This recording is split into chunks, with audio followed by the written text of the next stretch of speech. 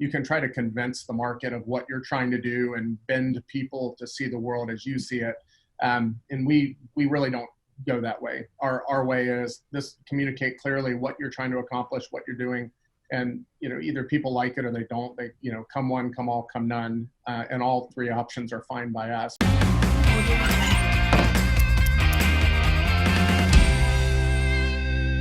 Hello, everybody. This is Jake Stenziano, host of the Wheelbarrow Properties Podcast, here with my co-host, the multifamily mentor, the coach, the chef, the father of six, the best-selling author, the G-Daddy, Gino Barbaro. Gino, how's it going? Mr. Stenziano, I'm doing great. We got a fellow Floridian on the podcast today. I'm loving it. Uh-oh. He's got the nice tan like myself. He's been out during this pandemic, so we're going to get some words of wisdom today, my friend. All right. Talk some sunscreen. We're doing everything today. A little vitamin D got action. got a special guest today. Today's guest is Ryan Smith of Elevation Capital Group. Ryan was drafted by the majors, Major League Baseball to Major League Real Estate. Here we go. But opted for entrepreneurship. His group focuses on manufactured housing and self-storage. Elevation, through its affiliates, has acquired properties worth more than $475 million. So without further ado, Ryan, welcome to the show. Hey, thanks for having me. I was on my Instagram last night. I was seeing these old clips of Jeter, and I was like, "Oh man, where's the baseball at?" So give us a little background here. I see the show notes here. I see the Major League Baseball. What teams were you drafted for? And man, you couldn't hang in there just for a little bit before you opted out for real estate. I couldn't. I'm 6'8", 280. I was a pitcher. Always, liked baseball, liked sports. Had a knack for throwing hard. Through mid-90s, never knew where the ball was. The heater. Yeah, it was a lot of fun. So anyway, played sports, started a software company in high school. It's kind of entrepreneurial. Started coding at around 10. Started a software company to help my dad's real estate business, and so built the software company all the way through college. In high school, got drafted by the Baltimore Orioles as obviously a pitcher. Decided not to forego my education. So I ended up going to school, playing all the way through, played for Oregon State for a bit. Didn't like the weather, a little rainy, a little dreary, wanted some vitamin D. So I came back to Florida and ended up graduating for University of Tampa. And I got drafted a couple of times along the way. So Baltimore Orioles and Anaheim Angels. Did you do any minors? No, I had the opportunity to, I just didn't sign. I wanted to pursue business instead. Could you have struck out Tebow? I think he's in Double-A right now. Was that happening? I haven't thought about it. That would have been a fun challenge. So a couple questions. First of all, Baltimore, that's probably why he didn't go to the majors, Jake, because you just don't want to get drafted by Baltimore, get stuck with Baltimore. I think the second Hey, man, Camden's a nice field. You got the crab cakes right there, Phillips. There's some things there. All right? Dude, they're killing me, dude. You're going to play against the Yankees. You're never going to win, So what are the similarities between Major League sports and specifically baseball and being an entrepreneur in business? There've got to be a lot of similarities to it. Yeah, I would say a lot happens outside of the public eye. All the magic happens in quiet places. It's very similar.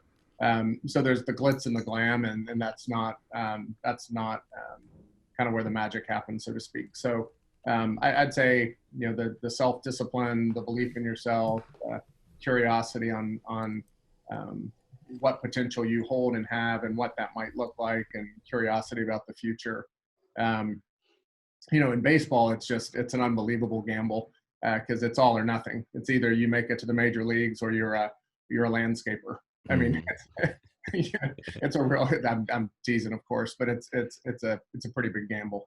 So you're talking about the future. Were you smart enough to know that there was going to be a pandemic and that they weren't going to be able to work and not going to be able to have a job? And you're like, okay, I see this coming. I'm not going to baseball. I'm going to control my own future and get into real estate that way. Is that what happened, Ryan? Yeah. Everybody who knows me, who's listening to this right now, is cracking up at the question. I don't even need to reply. So of course not. But yeah. So how did you get into real estate? I mean, I saw your dad had his company. Did you start working with your dad once you got out of the software company? So it was family business growing up, peeling, probably the most poignant memory was replacing a wax ring on a toilet when I was around 8. That was our family business. That was our contribution on the weekends. Every weekend we were at a different rental property, scraping and digging and trenching and whatever it was. then I showed a penchant for financial analysis. I like to write software, do those things. So I did a lot of my dad's financial analysis, and fearing that he would never let me out of the home or the basement, I should say. I thought I should probably write him a software application so that he can sit down and do it for himself, so that I might be able to leave. And so that's basically what I did. So really all growing up, that's all I could remember was real estate, properties, different aspects. And Ryan, would you classify your dad as, was it a mom and pop shop, or was he expanding, getting to more properties? Definitely mom and pop. Yeah, definitely mom and pop. I mean, my dad's an incredible story, a roofer turned, he basically was a roofer and realized he, the person who owned or made the most amount of money was the one who owned the roof, not the one on the roof. So he started buying roofs basically, came from a dirt floor poor family. And so anyway, he's a hero of mine. And he built a portfolio of about 50 assets, but it was generally still mom and pop. So I have a similar story with my dad being a mom and pop. Can you see, I'm just trying to, how can I phrase this question? You go back years ago, they could make an amazing lives for themselves for having 20 or 30 single family homes. What do you think's changed now? Because someone having that portfolio now might be doing okay, but he's not going to live the lifestyle that your dad or even my dad had. My dad had one restaurant, and there was 4 partners in that restaurant, and we lived a really upper middle class lifestyle for, when I, my teen years for that one asset. And your dad did the same thing. Why do you think we need to scale up right now and buy bigger assets and get into more deals to live the same lifestyle that your dad and my dad did? Well, I think to a degree it's timing. So I know with my dad, there were a lot of deals that I remember when he was acquiring, Mm-hmm. He wasn't sure. This could either end great or poorly, and he wasn't sure, but he rolled the dice and took the chance. In 2, 3, 4, 5, 10 years in, that margin started to thicken, and it provided that lifestyle.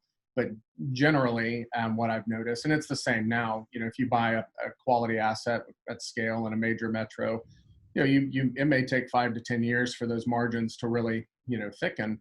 And that's typically just beyond most people's patience. Mm-hmm. Most people want their capital back in, years 1 to 6, years 1 to 7, maybe. But just on the other side of that is where, really the magic happens, and people generally don't have that kind of patience today. We want more faster. So how do you broach that gap with the investors? Because that's what we want to do. We want to start a fund that actually does a return of capital and is a long term. Because Jake and I were looking back at our assets, and it's amazing. Like you said, year 1, $0. Year 2, 18,000. Year 3, all of a sudden we refied our first 2 deals and we've got all that money back. Year 4, it's like explosion, right? And we're doing it. This is a secondary gig for us because we're doing our restaurant and our pharmaceutical job full time. And we knew our why. Our why was strong enough. We were clear enough. So, I mean, how do you convey to the investors, hey, this is where the magic starts if we hold these things long term? Yeah. So I think and I'll start by saying we just closed our 7th fund about a month ago, when we ended up raising about 150.4 million, at least in terms of commitments. How much? About 150.4 was the committed capital. Right now we're at about 140 million or so. 150 million, everybody. So I think you should listen to his answer, because I think he's got some great answers. Yeah, no, and there's nothing magical, because there's 2 parts to it. You could either, as somebody who's raising capital, you can try to convince the market of what you're trying to do and bend people to see the world as you see it. And we really don't go that way. Our way is communicate clearly what you're trying to accomplish, what you're doing. And, either people like it or they don't. They, come one, come all, come none. And all 3 options are fine by us. But this is where we're going. This is why we think it's the best way to go. And whoever, wants to go that way can come with us. But to your point, I mean, really in our first 4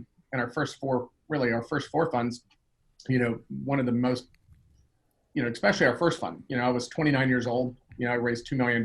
This is in, 2009, right? In the height of the, Great Recession. I'm 29 and going to my friends and family and saying, hey, I thought of you, and then we're going to go buy mobile home parks, and who wants to join me? My wife's 27, I'm 29. We have a bright idea to go buy mobile home parks. And we had owned mobile home parks for a number of years at that point privately. But anyway, it was a daunting task. One of the original questions was, how quick am I going to get my money back? It's a reasonable question, which, just to be candid, it's most of the investors saying, I like you, but I don't know how this, I don't quite trust the process yet. It was a trust issue more than anything. So, we've structured it so that the capital would come back in roughly 5 to 7 years. And then the irony is, as time went, people got distributions. They liked the process. They trust the process. And now we start, to your point, to sell and create liquidity and start returning capital to investors. A lot of investors said, whoa, whoa, whoa, whoa. I changed my mind. I trust you now. I trust you now. But unfortunately for them, the ink had dried, and they could then redeploy it into what we internally call a version 2.0 fund, which our last fund was, and we'll be opening a new fund here probably within the next month or so, and that will also be same kind of version 2.0 fund. So we're talking about raising $140 million for your 7th fund. What did that first real estate deal look like? For yourself, your own first real estate deal. Let's go back to that. I should have asked that sooner, but I got caught into that $140 million. I was like, oh, I got to hear this story. Yeah, no. So first deal was around, 2003 for me. My wife and I, we were dating at the time, and we came together and started building. I talked her out of becoming a lawyer. She wanted to go to law school, and I said, hey, let's build something together. And she trusted me enough, and which was pretty awesome. But anyway, we right off the bat, roughly 2003, I think we ended up buying around 30 single family houses with the goal of like my dad, buy, rent them out, over 30 years, the tenants pay it off. If it goes up, it goes up. And, and so we thought at 30, you'd get some scale, you'd get some margin improvement, and that didn't happen. And so at or around 30, we just said, there's got to be a better way to forward. So we spent time and we did a model on all the different asset classes that we were interested in: apartment complexes, office, retail, industrial, billboards, raw land banking, mobile home park storage. And what we were looking for were 4 things. We wanted cash flow, we wanted capital appreciation, we wanted tax benefits, and then we wanted, to the extent possible, non-correlation or cycle resiliency, low beta. If the market goes crazy, we didn't want to go equally crazy, so to speak. We wanted off the roller coaster ride. So the 2 things that we basically created a model for each one of these asset classes, and our thought was, whichever one, we'll throw them on the table, let them duke it out, and whichever one's the best, we'll pursue. No, and the 2 best that we found, based on our analysis at the time, were storage and mobile home parks. In terms of NOI growth, which has a cash flow and a value creation component, those were the 2. And all these years later, we're still sticking with it. So everyone, write that down. Number 1 is cash flow. Number 2 is capital appreciation. Number 3 is tax benefits. And number 4 is cycle resiliency, low beta. And I think Ryan's smiling right now because during this pandemic, I think he's got it all. As Jake likes to say, if it don't cash flow, let the grass grow. So it's one of our mantras. And we've been talking about let's buy on actuals for the last 2 years. And people have been saying, Jake and Gino, you're crazy. Underwriting 300 deals, getting 2 deals last year, thinking, what am I doing wrong? It ain't cash flowing, right? I mean, all the other stuff is fine. You're going to get appreciation. You're going to get tax benefits. And we do have that cycle resiliency because our collections have been doing really well for the last 3 months. And it seems like we're in an okay spot. But for us, it was the same thing. Jake, you want to jump in for a second? No, I think it's completely right. It's just finding, a lot of people are like, well, what kind of asset class do I want to be in? And I think it's picking the vehicle that aligns with what you're trying to achieve. What are your values? What are the goals you're trying to get to? And that's why, for us, multifamily works really well, and we're comfortable just staying in our lane and keeping it boring. And it sounds like, Ryan has a similar mentality with the assets that he enjoys. Mm-hmm. So. And Ryan, I want to be a fly on the wall. When you told your dad, I'm going to start a fund, what did your dad say to you? Well, I mean, truthfully, I didn't even really fully know what a fund was when I had a friend tell me about it. So I think he and I were both in the same boat. He was excited about it, had never done one, didn't really fully understand it, nor did I. So the apple didn't fall far from the tree, so to speak. But I had a good friend of mine, or somebody who's now become a really good friend of mine, who at the time I met him was probably 68 years old. I think he had 55,000 units that he owned and operated at the time. I think I had 1,000 or so. And he took me under his wing to a degree in my mid-20s and said, hey, you should really consider a fund. I had no idea what a fund was. I didn't know what that word meant. So anyway, if it wasn't for him really pushing me in the right direction conceptually, I probably wouldn't have figured it out. How did your dad help you along the journey? Oh man, a lot of different ways. I just think that the story about my dad that I probably most respect is just his work ethic, and it's all the eye roll, boring. It's nothing sexy, but it is. It's the showing up and doing the work when everybody else is, griping and complaining and bad things are happening. The story that, I remember my dad got royally screwed in a business deal when I was young. And it got to the point where we all were literally sleeping on mattresses in our house because we got royally taken to the cleaners. He did. And so rather than moping about it, we're all suffering and, all of this stuff. And, I'm sure uncertainty and he wasn't doing well. But he ended up to make some money. He got a job at a friend of mine, business, sweeping out his houses at the end of the day after, the construction crews would come in and renovate a house. My dad would actually go in from 5 to, 9 or 10 o'clock at night, sweep it out, broom it out. And so we would go pick them up at 10 o'clock, bring them back to the house. And, that was the way he put food on the table for that very gratefully, a very limited time. And my dad went on from there and did incredibly well. But the point is, when the chips were down, he was brooming out a house far beneath, Stepped it up. Yeah, it's far beneath who he is today, but it's not far beneath what he's willing to do, which I love that.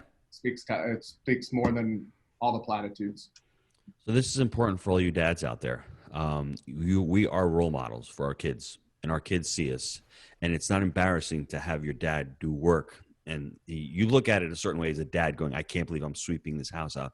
But your child, your son, your daughter will see that as he's my hero because he's willing to do anything. And that'll translate into the next generation, because I always say work hard. Everyone says work smart and work with passion. The trinity is you need to work hard, because if you don't have that work ethic in you, you're going to crumble at the first sight of something going wrong. You're starting your first fund. All of a sudden, you can't convince a few people and you're just going to quit, right? No, you just figure out. You find a mentor who's done it before. So it's really important. The work ethic is one of the most important things in this business. And that's one of the things that I took away from my restaurant. So our fathers are probably very similar in that, you work out long hours, you work tough hours, you work long days. You deal with a lot of people. I was at a restaurant last night. Ladies driving the people crazy because their food's hot. It's cold. I'm like, lady, just shut up. You're lucky that we're out. They just opened the restaurants and you're complaining. You know what I'm saying? It's they like, probably have like one person in the back cooking, right? I'm like, dude, would you give me a break already? So I'm just saying it's such a difficult profession to be in. And, like I said, to all you dads out there, it's not embarrassing if you're going through something tough. Just show up for your kids and make them understand that, hey, listen, we'll do anything we have to get through it. So that's really important for me. So Ryan, when you started the first fund, what was the progression between the first one and the sixth or seventh one? What are the differences you've seen from starting the first one to the ones you're starting right now? Yeah, there's been a lot. So our first funds, obviously our first fund was February 2010. So that was a Reg D 506B as in boy offering. Mm-hmm. September 23rd of 2013, Reg D 506C was kind of birthed. Hey Ryan, are these like children? Like, their birthdays, huh? They're like special little kids to you, huh? I know about the funds. I know about the people in each fund, and it's a lot of fun. I really enjoy it. But yes. So our first two funds were Reg D 506B, Friends and Family. And then September 23rd, we were allowed to do a C offering, a Reg D 506C, which then allows for general solicitation. Mm-hmm. With our B offerings, we never did non-accrediteds. You're allowed 35. We did not go that route. We actually had a lady, I think in Fund 2, she, it's self-attestation, and she said, well, I'm not accredited, but I'll just say that I am. And sorry, you lost the shot, and didn't take her. Mm-hmm. But anyway, really from Fund 3 on, it's been Reg D 506C with general solicitation. So the first two funds were going to friends and family. So Jamie and I sat at our kitchen, A to Z on our phone, just thankfully we never hit Z, and raise the capital that way. Really with Fund 3, we started opening it up to a larger outside pool. Mm-hmm. Our first step there was to, really do more of an event model where lunch and learn, or you bring people in, you tell the story to a degree and go that route. But over time, I just started thinking, I started realizing that there's people who are looking for me every day. They want somebody who's going to work hard, integrity, all the low hanging fruit, all the stuff that you should have, right? Mm-hmm. But are also experienced and competent and have a team and some know-how. And so anyway, we started basically, rather than the way I think of it, rather than having a person walking down the street and you jump out of the bushes and say, hey, wait, stop. Let me tell you why what I do is the best thing you'll ever hear. That's the live event model. We just thought, we're gonna put a sign up, and people who walk by, if they read it and they want to call, they call. And so anyway, around 2014, 2015, we started jumping in front of people who were looking for us, so to speak. And today we have about 18,000-ish accredited investors that have now come to us, requested information, no list purchase or anything like that. Mm-hmm. And so people who now know our story, like us, and for whatever reason want to keep hearing from us. So. How do you do that? You do like billboards? You do mailers? What was the marketing strategy? I've done a ton of all of those things. I mean, we haven't done billboards. I will admit we haven't done billboards. But we've done digital advertising, we've done radio, we've done newspaper, we've done direct mail, in all shapes and sizes and configurations. We've done big events with 2,000 people, and had Sarah Palin and, Ben Stein and Giuliani and Steve Forbes come in. I've done small events, I've done medium events. I've tried a bunch of different things, and all have their role and all have their place. It depends on what you're trying to do, where you're going. And now we're grateful because now we feel like we have all these arrows in our quiver, and depending on what we're trying to do, we pull a certain arrow back. And that sometimes, like right now, we have several marketing channels that are sitting dormant, but each one would work if we just pulled it off the shelf. So now that's been our goal over the last couple of years, is build out excess capacity for exact times like this. So we wanted to diversify our channel when we didn't need to, so that we had that when we did need it. And so last 2 years we've been doing that. I love that. So if I'm starting out and I've done, 1 or 2 syndications and I've got a decent sized portfolio, could you give me steps on how to, what would the framework look like for me? Hey, I want to start a fund. What would you recommend? So first decide, and to be very candid, a fund is not the end all be all for all people. Mm-hmm. In some cases, one-off deals done with excellence are a lot better than scaling. I know there's an ego component to scale, and we all want, the unit count and the 10,000 and, all of that, whatever that happens to be. But first decide if that's actually something you want to do, and it's worth the risk reward. But then when you're forming a fund, you need to decide obviously which kind of fund you're doing, a B or a C. There's different components to each one. We like the C. We don't do it non-accredited investors anyway. So for us, there's no reason to not do a C. And then within the C, there's the marketing plan, as Jake said earlier, of what's your budget, how much are you looking to raise? Like I talked to a gentleman yesterday from Dallas who's looking to form a fund, and he's looking to raise $2 million. Well, $2 million, if you have really $2 million is probably in your Rolodex in your phone. Now, if you go through it and you don't, then there may be some other issues, trust issues, but just to be blunt, it's in your phone. And if it's not, the marketing won't be the problem. But then again, if you're trying to raise 10 million plus 20, 30, 40, you're definitely going to need to scale with a proactive marketing plan. I would say not only a marketing strategy, but a clear communication strategy. Because what I see is a lot of people bring people in as leads or, through their different initiatives, and then they just die on the vine. And so how are you communicating or dripping on those folks on a regular basis? That's varied and multifaceted. And so anyway, just really articulating what that looks like, applying a budget to it, building out a communication strategy. And then lastly, making sure your whole model is incredibly compliant. I see a lot of stuff today that it makes me cringe, but we're known to be very conservative. So let me before we go to the short answers, Jake, let me just rehash that for everybody. The first one, decide if a fund is right for you, right? Do you want to scale? As we like to say, Jake and Gino, revenue is vanity, profit margin is sanity, and cash is king. And a lot of the operators out there are seeing that right now.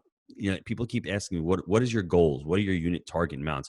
And Jake and I like to say, we don't mind doing a couple deals a year. A couple of really good deals a year will set you for life and to continue to grow it, because we're vertically integrated. And we know as we start scaling and adding on, we're going to have to start hiring more and more people. And it's going to put, stresses on our systems. But we like to be vertically integrated because we control the asset and it's an easier sell to our investors. And it's just, we're more profitable that way. So do we want to have 6,000 units? Yeah, probably. But I'd rather have 3,000 and do a better job with 3 than 6. So there's no right or wrong answer. So that's a really excellent point. Decide if it's right for you. The second one, do you want to do 506B or C? You want to have non-accredited or accredited investors? That's an important factor. The third one is the marketing plan, the budget you need to spend, which is really important. The next one is, what is the raise? How much are you going to raise for it? Next one is the communication strategy. And finally, as Ryan said, he's a stickler. The model has to be compliant. Are you being compliant? And make sure you hire a great team of syndication attorneys, CPAs, and make sure that you've got to, before you do this, you have to have the model tested. We're the mom and pop kings. We're going to continue to buy what we're buying. Ryan is going to be buying mobile home parks and self-storage. We're not going to go out and buy a commercial, office on our first deal with our fund. We're going to stick with our model, which, we've been improving for the last 6 years. So that's really important. Yeah. So, and on the compliance, what I mean by that, to be more specific, is, and this is more of a theme that I notice, is really the question is, when you're putting together a fund and people are making an investment decision in your fund, ultimately they're deciding on the team. They're deciding on you. That's their. People are investing in you, Jake, and you, Gino, when they're investing. It's not any other. What a lot of people I've noticed do is, when they're starting a fund, they try to create all of this collateral material paraphernalia to basically say, don't look at me, look at that. Because it's almost as if they don't think they'll survive the scrutiny or their backstory or whatever it is. So they create all of these models and all of these packages and they're basically raising capital by creating expectations of outcomes in the hopes that people don't actually look at you in the eye and question your story and capability and integrity and all of those things. So our whole thing is, and especially in today's market, the fund is a ship. The ship is, or the vehicle is important, but not nearly as important as the captain and crew. So I would, as you're raising, make sure the focus is always where it needs to be and not try to divert it to other aspects of consideration. So, and there's a lot of compliance things that go into that, but that's generally what I notice. Before I get to the short answer questions, my last one is, what were the benefits for you to start a $2 million fund? Instead of saying, hey, I'm just going to do a syndication one-off, raise $2 million, what were those benefits that you saw in starting a fund that small?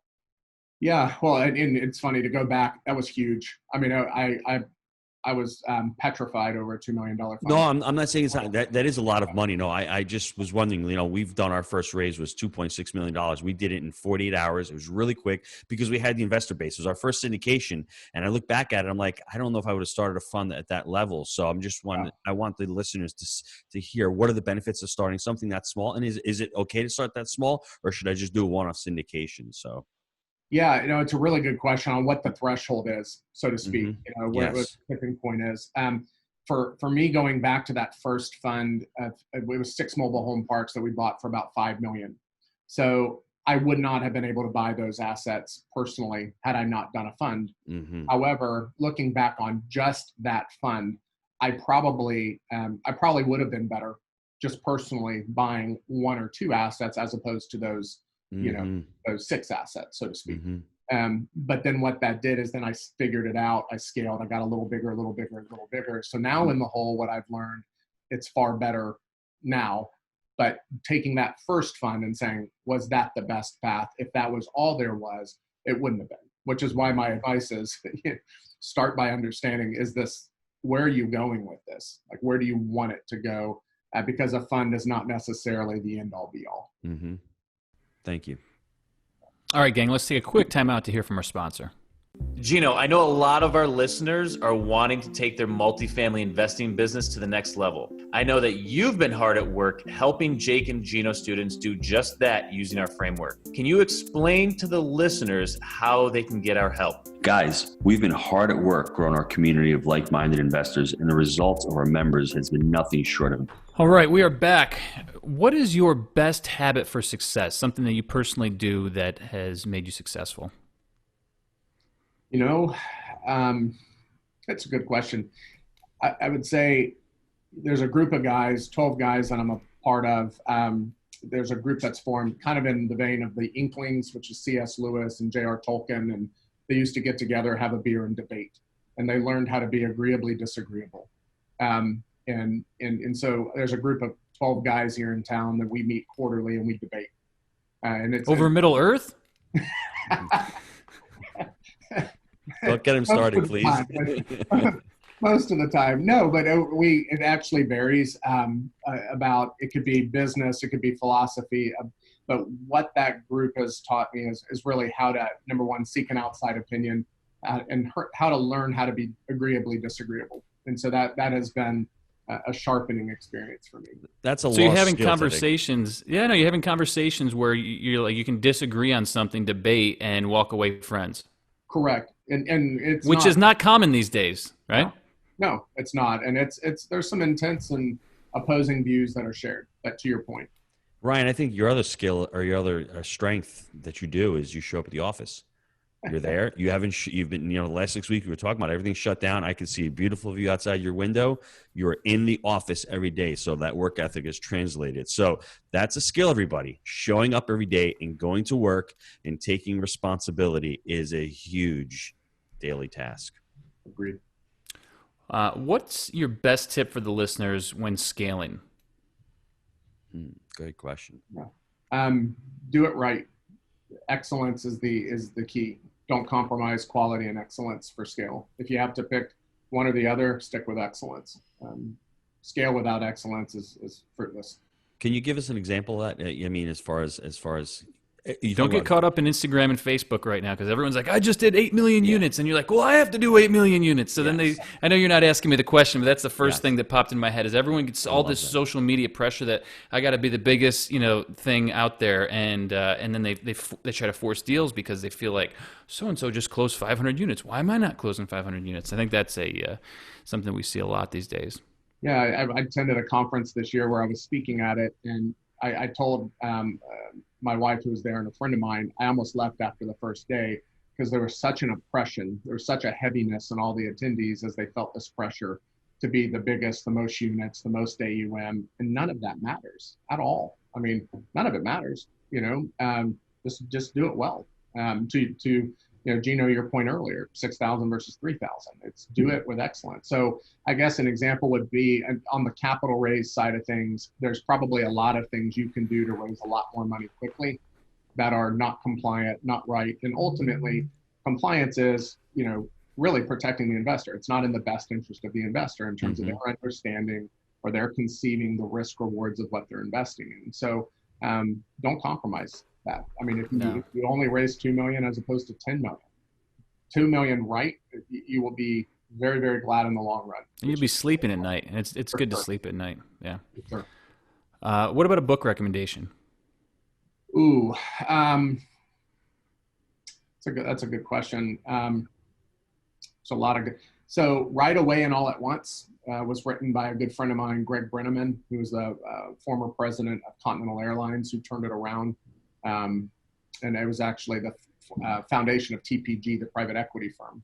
Bonderman bought Continental, took it private. My friend Greg Brenneman and Gordon Bethune took it over and turned it around. But anyway, Greg wrote a book called Right Away and All at Once that was really quite good. Nice.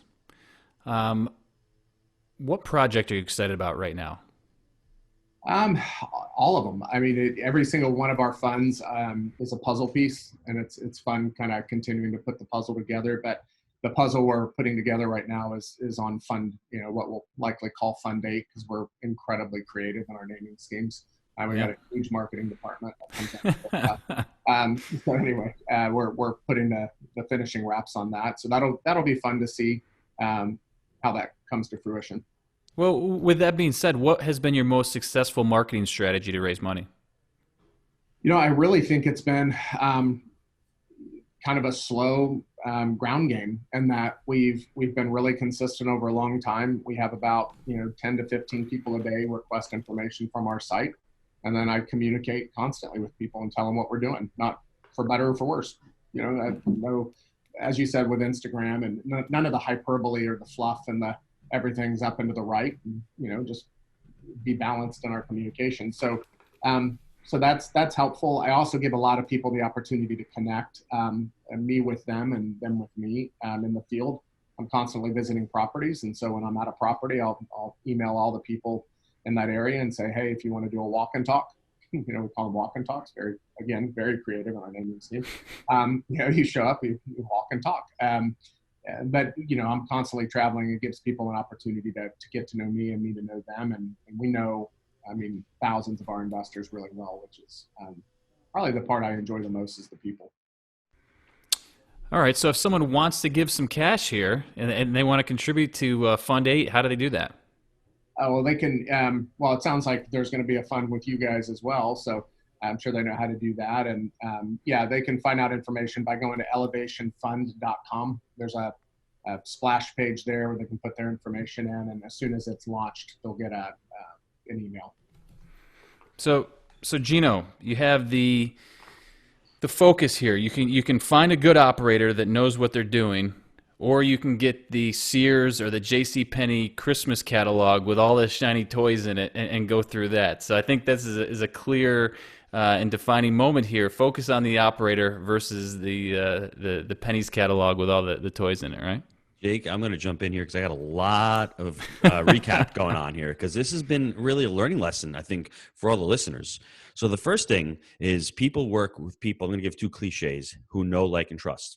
So that know, like, and trust takes a long time, right? It's not what you say to people. It's how you make them feel, right? You can say to them, hey, I want to go short term. I want a long term. You got to make them feel comfortable with going through the long-term model. So those two are really important. They resonate really greatly. The four about the asset is really, I'm going to have to repeat that again for everybody. It's about cash flow. It's about capital appreciation. It's about tax benefits.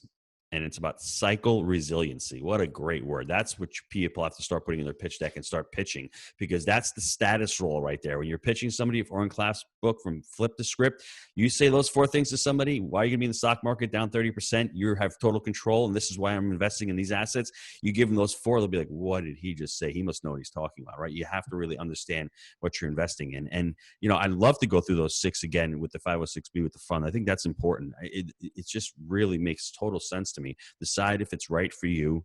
Is it a 506B or C? The marketing plan. Figure out your marketing plan, your budget. What is the raise that you want to do?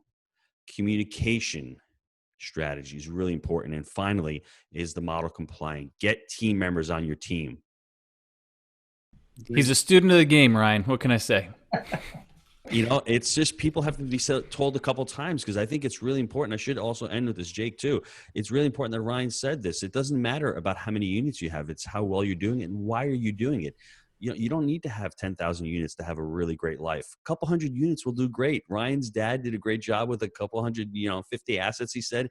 My dad did the same thing well in restaurant. It really depends on what you want in life and being clear. And I think being present for your kids and being a role model, first and foremost, if you're a family person, for your children. And if not, just be a role model for anybody out there who's looking up to you, whether it's your team members, whether it's your employer or your employees, whoever it is, just be that role model out there. Agreed. Amen. Ryan, thank you so much for your time today. You bet. Thanks a lot. Thanks, Ryan.